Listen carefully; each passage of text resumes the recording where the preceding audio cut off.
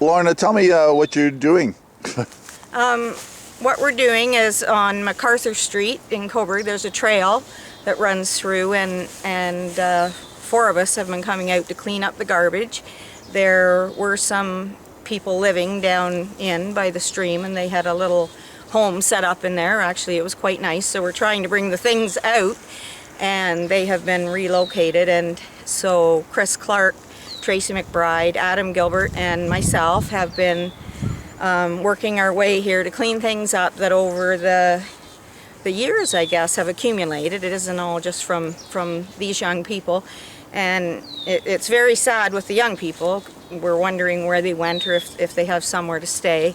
And so anyway, we're working away since the beginning of the week at cleaning up and hopefully to make a difference for the people that hike and ride their bikes through here, and hoping to make a difference for the environment also. So you've been here for, like you say, you've been here for days doing this, long hours. Tell me about the garbage and things you've collected, and tell me like how long the days have been, because when I was here it was about halfway done and I couldn't believe the amount of garbage that was piled here, and to see it now is just unbelievable, even when I saw it when you were halfway cleaned. Well, we've come here usually a little before 10 in the morning and worked away till noon, then gone for lunch, and then come back and worked away for a few more hours. And then some of the garbage, a lot of the garbage from the campsite has to be brought out, so it's a little bit of a job to get it out. It was over a river and to bring it up through the trail. So we've been working away through the day doing that, and we won't get through the whole trail, but we will get to where the campsite is on both sides. And like I say, it's not just from these kids. It's been over time, and it's actually very emotional because it's their possessions that they've had to either leave behind going in because they can't get through the concrete blocks, or coming out, and then even whatever they've taken in their shopping carts or whatever. We're finding personal items, lots of clothes. There was a toolbox full of tools that someone had, and they were good tools. And we found your normal things that people discard, but we found tents, chairs. They were saving metal to take in, I guess. There were some beer tins and bottles. They actually were out here in a wagon, and there was a cart, assumedly from maybe Home Depot, that had been left that maybe they were taking stuff in and out with. So really, it's their possessions, and it makes it very emotional. I've picked up quite a bit of litter, and I guess everything tells a story. We have found some ID, and we're just hoping that people have found safe places to stay.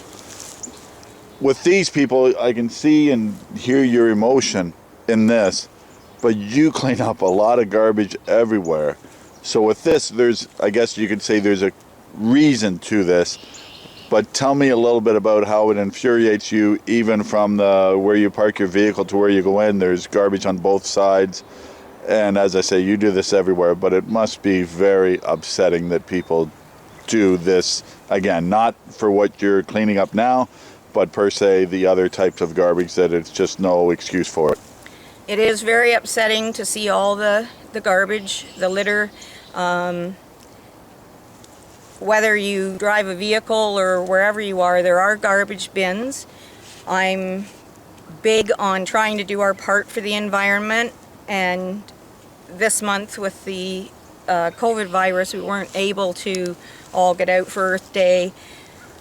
The thing is, whether you find bottles or whether you find a lot of glass, broken glass, which can be a danger, but this all gets into our earth, this gets into our streams, and we may not see the effect ourselves. Our generations are going to see it down the road, and there is no reason for it. I mean, we have a stove that a tree has grown through, and we literally can't get it out.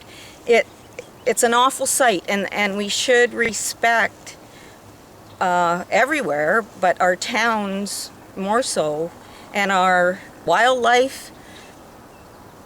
It's it's so beautiful when you see it cleaned up, even if it's for a short time. And people have come through the trail that we've spoken to that said they've picked up an odd bit here and there, but they can't even pick it up, all of it. I mean, we brought out a barbecue, we brought out a,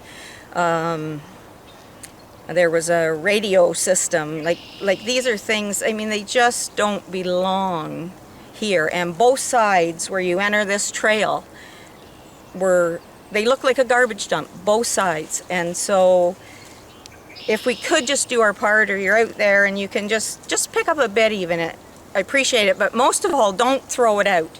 And don't, if you pick up with your poop bags, don't then throw them in the trees. They hang there. It's terrible. You wouldn't want your family touching it or walking through it. So care about your environment. It's all we have. Our earth is all we have.